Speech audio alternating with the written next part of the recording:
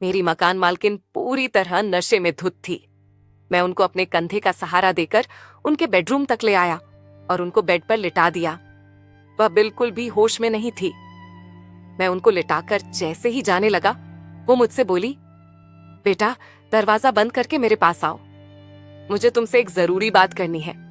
मैंने उनसे कहा, आंटी अभी आप बहुत नशे में हैं, आप थोड़ी देर आराम कर लीजिए, मैं उसके बाद आपके पास आता हूं। इतना कहकर मैं वहां से जाने लगा। उन्होंने तुरंत मेरा हाथ पकड़ लिया और मुझे अपनी तरफ खींच लिया। वह बोली, बेटा तुम्हें तो पता ही है कि तुम्हारे अंकल कुछ सालों पहले मुझे छोड़कर चले गए थे। मैं बहुत महीनों से सुख के लिए तरस रही हूं और अब तुम भी मुझे छोड़कर जा रहे हो। प्लीज मेरी बात मान जाओ। मैंने कहा, नहीं आंटी, ये बिल्कुल गलत है और मैं ऐसा बिल्कुल भी नहीं करूंगा। उन्होंने मुझे लालच देते हुए कहा, अगर तुम मेरी बात मान जाओ तो मैं तुम्हें एक ऑफर देना चाहती हूँ। मैंने कहा, मैं समझा नहीं, आप किस तरह की ऑफर की बात कर रही हो? वो बोली, अगर तुम मेरी बात मान जाओ और मेरे साथ वह कर लो तो तुम्हारी बहन की शादी के लिए जितने पैसों की जरूरत होगी मैं वह सब दे दूंगी। आंटी की यह बात सुनकर मैं बहुत ही खुश हो गया था। मैंने सोचा, अगर मैं आंटी का यह ऑफर स्वीकार कर लूंगा तो मेरी बहन की शादी के लिए मुझे पैसे भी मिल जाएंगे और साथ ही साथ मजे भी कर लूंगा। मैंने आंटी से पूछा, क्या आप सच कह रही हो? वो बोली, हाँ बिल्कुल सच कह रही हूं, पर मैं तुम्हें पैसे तभी दूंगी अगर तुम मुझे खुश कर पाओगे। दरअसल हुआ यह था कि आंटी के पति उन्हें कुछ साल पहले छोड़कर चले गए थे और तब से वह अपने इतने बड़े घर में अकेली ही रहती है। आंटी की एक बेटी है जो उनसे दूर अमेरिका में रहती है, तो कोई ऐसा भी नहीं था जिनके साथ वह अपना दुख दर्द बांट सके, और पति भी नहीं है जो उनकी जरूरतें पूरी कर सके। कुछ महीनों पहले आंटी ने मुझे अपने घर किराए पर रखा था। सच कहूं तो आंटी दिखने में बहुत सुंदर है और उन्होंने अपने फिगर को काफी मेंटेन करके रखा हुआ है। 35 की होने के बावजूद भी वह 25 की लगती है। 5 महीने पहले मैं आंटी के यहाँ पहली बार किराए पर कमरा देखने आया था। दरवाजा उन्होंने ही खोला था और उनको देखते ही मैं तो जैसे उन्हीं में खो गया। तभी आंटी चिल्लाकर बोली, लड़के तुम्हारा ध्यान कहाँ पर है? तुमको कमरा देखना है या नहीं? मैंने कहा, हाँ आंटी प्लीज कमरा दिखा दीजिए। उसके बाद आंटी मुझे कमरा दिखाने के लिए ले गई। वह मेरे आगे चल रही थी और मैं उनके पीछे चल रहा था। मेरी नजर तो बस एक ही चीज पर टिक गई थी। मैंने कहा, आंटी आपका कमरा तो बहुत ही बड़ा है और अच्छा भी है, मैं कल ही अपना सामान लेकर यहाँ रहने आ जाऊंगा। आंटी बोली, अगर यहाँ रहना है तो कुछ नियमों का पालन भी करना पड़ेगा। मैंने पूछा, कैसे नियम?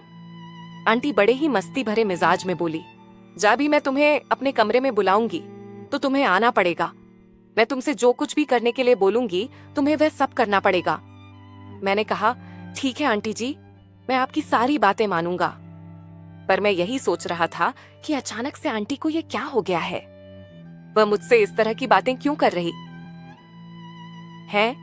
मुझे भी कोई दिक्कत नहीं थी क्योंकि वह वाकई में काफी खूबसूरत थी।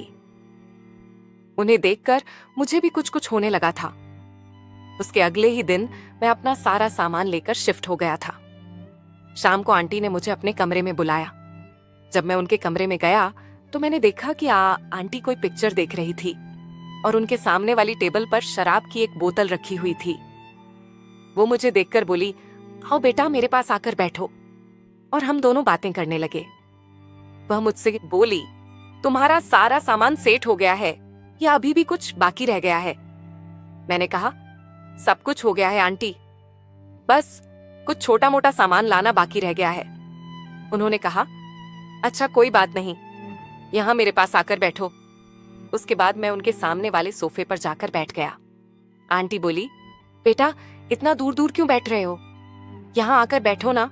मैंने कहा, नहीं आंटी मैं यहीं ठीक हूँ। आंटी बोली, अगर तुम यहाँ नहीं आओगे तो मैं ही तुम्हारे पास आकर बैठ जाऊंगी। और इतना कहकर वह मेरे बगल में हिसट कर बैठ गई। मुझे ये सब बहुत अजीब लग रहा था। मुझे समझ में नहीं आ रहा था कि आंटी के दिमाग में क्या चल रहा है। मुझे असहज महसूस करता देख आंटी बोली, क्या हुआ तुम्हें? क्या तुम्हें औरतों के पास बैठना अच्छा नहीं लगता है?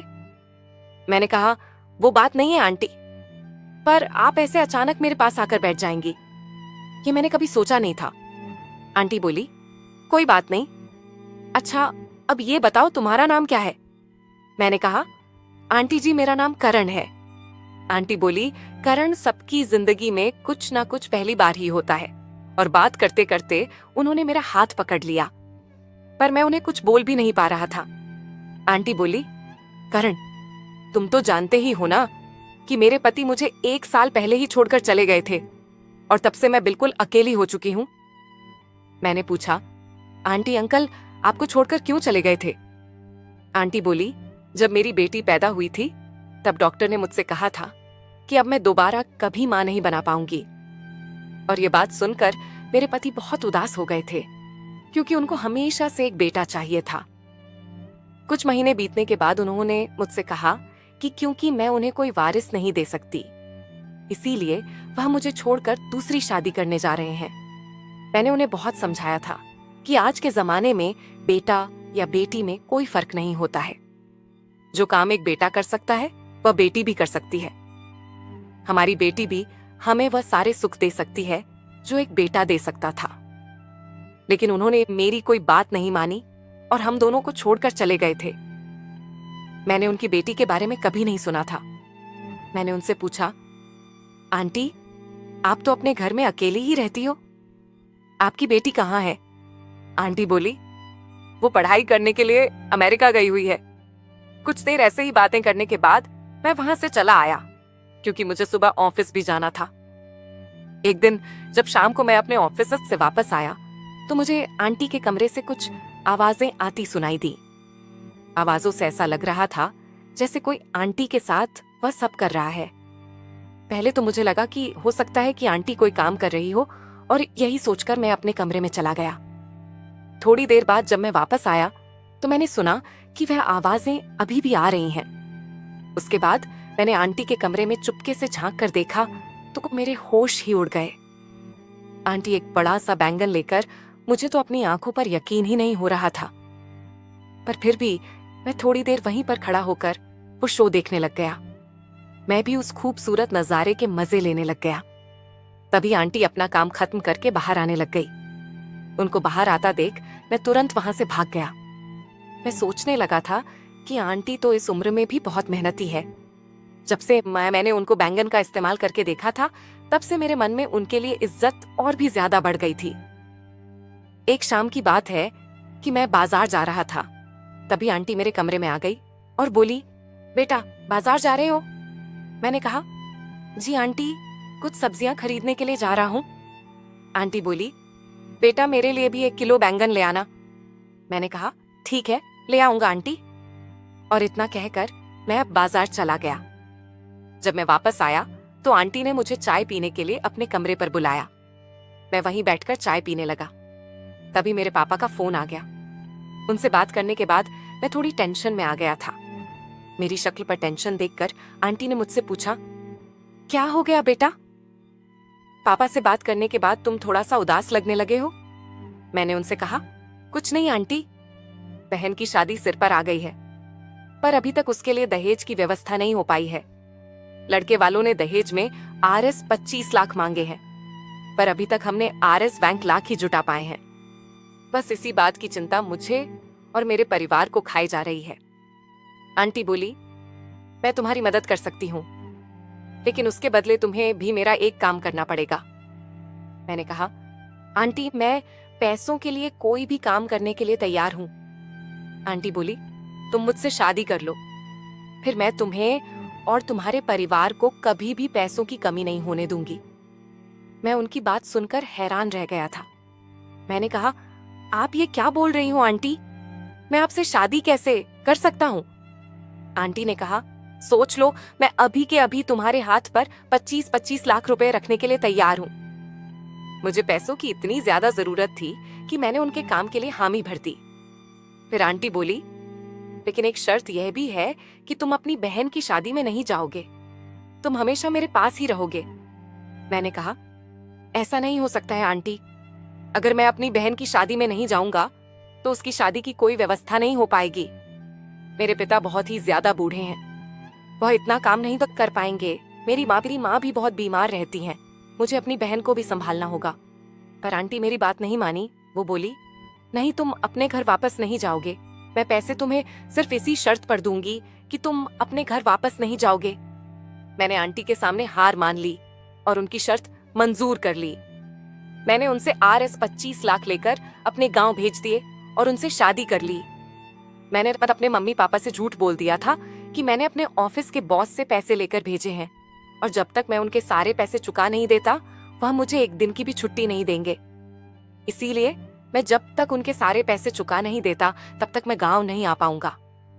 शाम को जब मैं ऑफिस से वापस घर आया तो मैं आंटी के पास गया। वो बोली, आज मुझे बहुत दिनों के बाद वह सुख मिलेगा जिसके लिए मैं महीनों से तड़प रही हूँ।